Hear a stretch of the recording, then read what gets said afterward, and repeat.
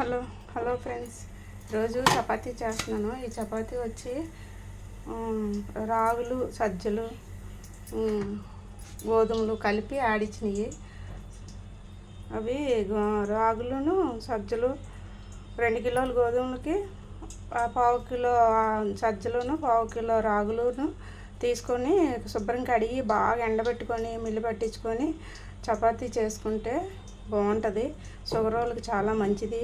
మనం అన్నం షుగర్ ఉన్న వాళ్ళు అన్నం అది తినరు కదా, వాళ్ళకి చాలా అన్నం తిన్నంతకంటే ఎక్కువ బలం ఇస్తుంది. ఇది ఇట్లా కడిగి ఆరబెట్టి బాగా మనం ఆడించుకుంటే మళ్ళీ ఎండడంలో తేడా ఉంటే పిండి పూజ వస్తుంది. బాగా ఎండబెట్టుకోండి.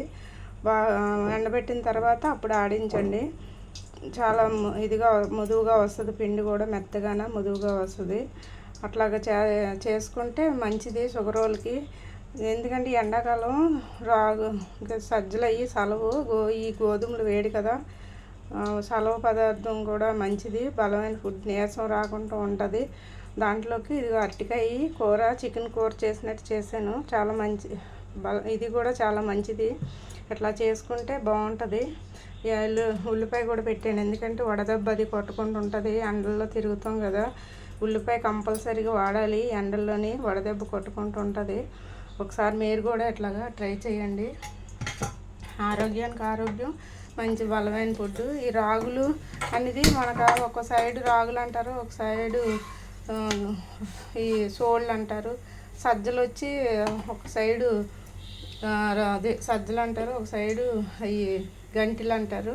ఏదైనా ఒకటే భాషలు వేరైనా భాషలు ఒకటి అంటారు కదా. అట్లాగా చూసి మీరు కూడా అట్లాగా ఆడించుకొని చేసుకోండి. కొంచెం నలుపులాగా వస్తే కానీ చపాతీ కానీ మంచిది. 2 గంటల ముందే నానబెట్టుకున్నాం అనుకోండి, చేసేటప్పుడు బాగా నాని మృదువుగా వస్తుంది. లేకపోతే కొంచెం గట్టిగా వస్తుంది. ఎందుకంటే రాగులను సజ్జలను కొంచెం హార్డ్గా ఉంటాయి కదా, హార్డ్ వల్ల కొంచెం ఇదిగా ఉంటాయి. కొంచెం వేడి నీళ్ళు వేసి, గోరువెచ్చని నీళ్ళు వేసి మనం పిండి పిసికి పెట్టుకుంటే 2 గంటల ముందు సరిపోద్ది. ఇక చూడండి, అట్లా పొంగుతాయి చక్కగా. అట్లాగా లైట్గా నూనె కానీ ఎన్నపూస నెయ్యి కానీ వేసుకొని కాల్చుకొని తింటే మంచిది. దీంట్లోనే ఆకుకూర కూడా వేసుకుంటే, పాలకూర కానీ తోటకూర కానీ చక్కగా కొంచెం నూనె వేసేసి మగ్గబెట్టేసి దీంట్లో పిండిలో కలిపేసుకొని చేసుకుంటే ఇంకా చాలా మంచిది. ఇది నైట్ పూట కదా, అరుగుదల తక్కువ ఉంటుందని నేనైతే వేయలేదు. మీరు అయితే చేసుకున్నప్పుడు వేసుకోండి, చాలా మంచిగా ఉంటుంది. ఒకసారి ఇట్లా కూడా ట్రై చేయండి. వీలైనంత వరకు మనం పిండి ఆడించుకోవడమే మంచిది, బాగుంటుంది.